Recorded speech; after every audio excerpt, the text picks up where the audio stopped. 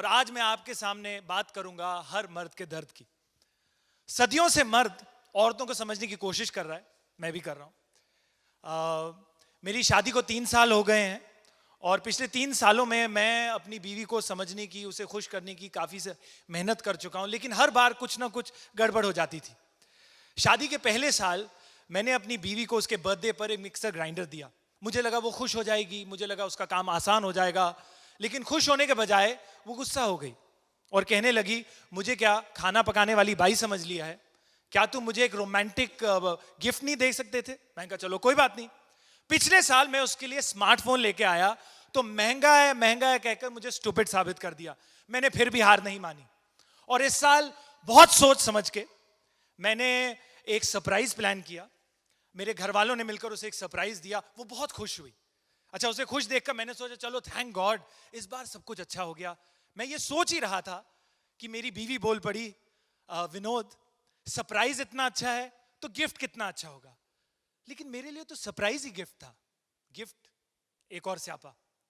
तो लीजिए जी, ये मेरा छोटा सा एक्सपीरियंस है, लेकिन इस एक्सपीरियंस के बाद मैं ये यकीन के साथ कह सकता हूं कि औरतों को समझना मुश्किल ही नहीं, नामुमकिन भी है। गिफ्ट तो गिफ्ट, उन्हें तो सरप्राइज भी अपनी पसंद का चाहिए। तो आदमी क्या करेगा?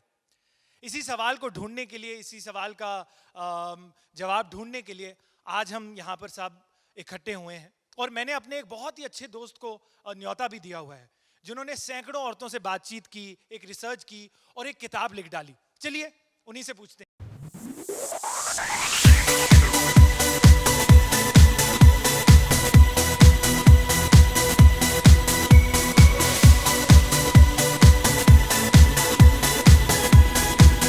मैं आपके साथ बैठूंगा। अच्छा, तो अगर मुझे अच्छे से याद है, लास्ट टाइम मैं आपको अपनी शादी पर 3 साल पहले मिला था। हाँ। उस दिन से लेकर आज तक मेरे तब तुम साथ... खुश थे? हाँ सर। तब तुम खुश थे? हाँ सर, उस दिन मैं खुश था। मैंने ये नहीं पूछ, आज भी खुश हो शायद। बिल्कुल। तो उस दिन से लेकर आज तक मेरे साथ क्या घटा, आइए देखते हैं। आइए sir.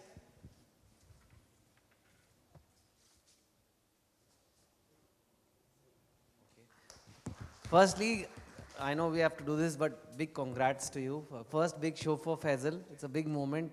He's been acting for 10 years. He told me, done Kumkum, and now all those polka dotted shirt and all very nice, I think.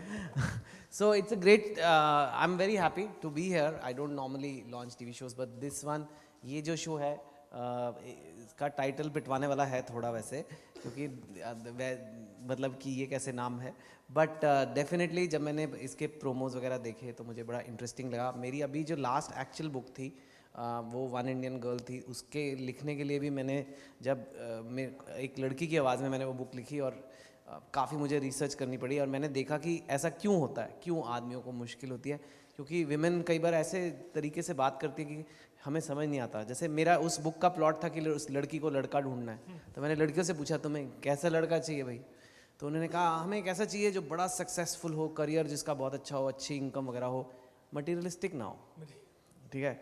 हमें कैसा लड़का चाहिए? हम चाहते हैं कि एक somebody who I can rely upon, थोड़ा स्टेबल हो, लाइफ में सिक्योरिटी चाहता हो, ये वो चाहता हो, लेकिन थोड़ा एक्साइटिंग भी होना चाहिए, तो ये ऐसे जब बातें होती है तो समझ नहीं आता कि मैं ऐसा आदमी चाहती हूँ जो हु इज़ इन कंट्रोल, वैसे कंट्रोलिंग भी ना हो, so और या मैं so think like it's non-stop, so अगर if you ask a girl कि what kind of guy do you like, मैं चूज ही नहीं हूँ, तो कोई भी चलेगा, कोई I just need a nice guy, है ना, या फिर I just need sense of humor, तो पर इसका तो he doesn't have focus, इसके पास तो he doesn't have any career focus, और career focus वाला लाओगे तो फिर बोलेंगे इसके पास तो मेरे लिए टाइम ही नहीं है। So and that happens in my life also. Now I have been married for 18 years and एक चीज़ जो मैंने नोट किया कि women, one tip I am giving you, आपकी शादी को 3 साल, मेरे 18 हो गए हैं, तो मैं ये बता रहा हूँ कि जब भी विमेन कोई क्वेश्चन पूछती हैं, वो ये नहीं जानना चाह रही आप क्या सोच रहे हो, ये नहीं है पूछा जा रहा कि भाई Faisal what do you think, that is not the thing. वो उसको आप एक KBC के क्वेश्चन की तरह इमेजिन करो, उनके माइंड में एक आंसर है, आपको वो आंसर देना है उस वक्त, ठीक है। तो आज शाम को हम बाहर जा रहे हैं, एज सिंपल एज दैट, खाना खाने बाहर जा रहे हैं, आप ये नहीं कह सकते अब मैं बड़ा थका हूँ मैं नहीं जा रहा, या अगर वो पूछे आपका मन है बाहर जाने का, नहीं बिल्कुल मन नहीं है, मैं तो TV देखूंगा बैठ के, ये नहीं, रॉन्ग आंसर। उसके माइंड में अब उस वक्त क्या आंसर है वो आपको करना है। ये वो that is one tip I am giving you कि that is what it is. So this is what I have learn the hard way. हाँ, कल रात को मैं बाहर था अपने फ्रेंड्स के साथ, तो फ़ोन आया कि तुम कब घर आ रहे हो। तो राइट, मेरे माइंड में आंसर था पता नहीं, यहाँ तो अभी पार्टी चल रही है, 2-3 बजे आऊँगा। तो मैंने सच्ची सच्ची बोल दिया, मैं कहा पता नहीं है तो पार्टी चल रही है, 2-3 बजे आऊँगा। फ़ोन ही कट गया। एंड मैंने कहा क्या हुआ, कोई बात है? नहीं, मैं कहा but you asked me when, कब आना है, तो मैंने बता दिया। बट वही उनके माइंड में आंसर था अभी आता हूँ, और मेरे को अभी आता हूँ कह के अभी चले जाना चाहिए था। तो these are things you slowly learn.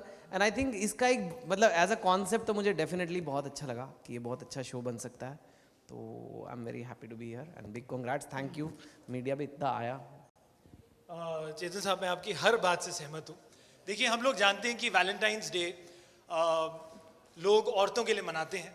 मर्द औरतों को खुश करने के लिए क्या कुछ नहीं करते, उन्हें सरप्राइजेस देते हैं, उनके लिए गिफ्ट्स खरीदते हैं, उन्हें बेसिकली खुश करना चाहते हैं। लेकिन इस वैलेंटाइंस डे पे, ये वैलेंटाइंस डे हम मर्द अपने लिए मनाएंगे।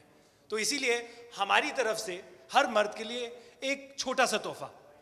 हर मर्द का दर्द 14 फरवरी से रात 8 बजे Monday to Friday Life OK पर।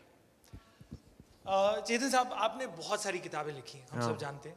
आपकी किताबों पर बहुत अच्छी अच्छी फिल्में बनी हैं, ठीक है, आप बहुत ज्ञानी हैं। तो इस प्रॉब्लम का सलूशन तो हमें चाहिए ही चाहिए। तो कुछ तो... ये बहुत मुश्किल है। मैं किसी भी चीज़ पे किताब लिख सकता हूँ, इंडिया की इकोनॉमी पे लिख सकता हूँ और यूएस के पॉलिटिक्स पे लिख सकता हूँ, कुछ भी कर सकता हूँ। लेकिन ये वाली जो किताब है ये मैं पूरी नहीं लिख पाया। आपने कहा था तो आधी लिखी है, पर मैंने कहा चलो वही आपको दिखा देते हैं कि कितना इसका साइज आ रहा है। और I think we should launch this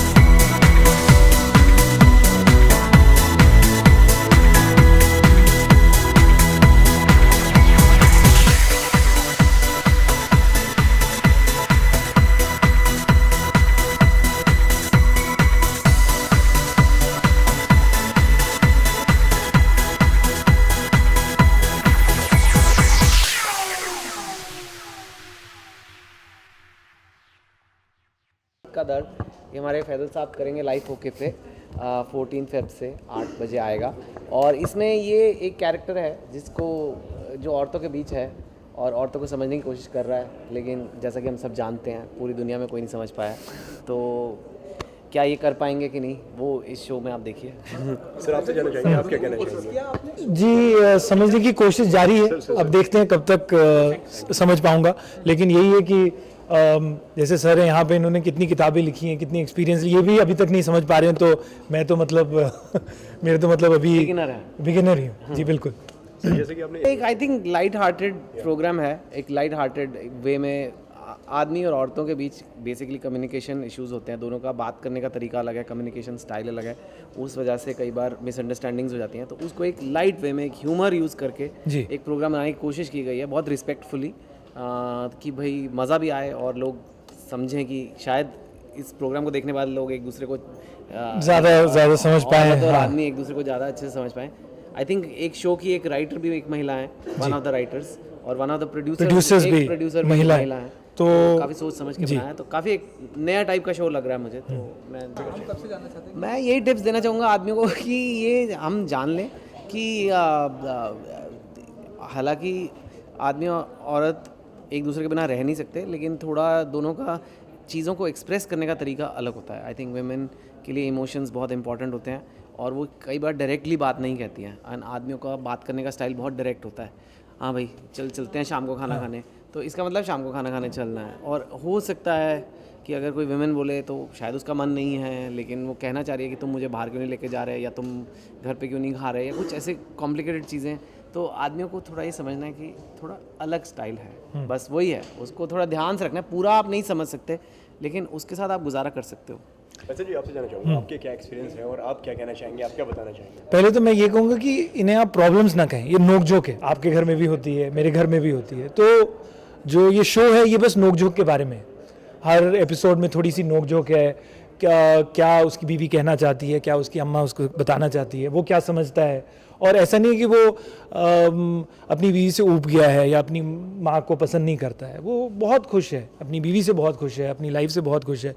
लेकिन यही है कि दिन भर की नोक झोंक, कॉलेज के बाद आया तो नोक झोंक, कॉलेज से पहले जब कॉलेज के लिए गया तो तब नोक झोंक। तो ऐसी रोज़मर्रा की चीज़ों पे कि वो क्या समझता है और उसकी बीवी उसे क्या कहना चाहती है। बेसिकली बहुत ही एक लाइट हार्टेड ह्यूमरस वे में ये शो बनाया गया है। ओके, 14 तारीख को शो आ रहा है। जी जैसे कि, जी, तो उसकी कोई खास वजह है? वैलेंटाइंस डे, और ये जो मैंने अभी आपको बताया कि हर वैलेंटाइंस डे औरतों के लिए मनाया जाता है। मर्द मतलब हर साल आप देखें कि सरप्राइज प्लान होते हैं, मतलब गिफ्ट दिए जाते हैं। लेकिन ये वैलेंटाइंस डे लाइफ ओके वालों ने एक गिफ्ट मर्दों के लिए रखा हुआ है, हर मर्द का दर्द। आके देखें तो आई थिंक 14 तारीख को ये ऑन एयर होने वाला ये शो, आप क्या कहना चाहेंगे? प्रेम का दिन है, और प्रेम के दिन में प्रेमी एक दूसरे को बेटर समझें, उससे बेटर क्या हो सकता है। तो इस शो के ज़रिए मेरे को उम्मीद है कि लोग इन्जॉय भी करेंगे, मनोरंजन भी होगा, लेकिन आदमी और औरत एक दूसरे को बेहतर समझेंगे। तो आई थिंक अच्छा है, 14 तारीख अच्छी दिन चुना। Thank you.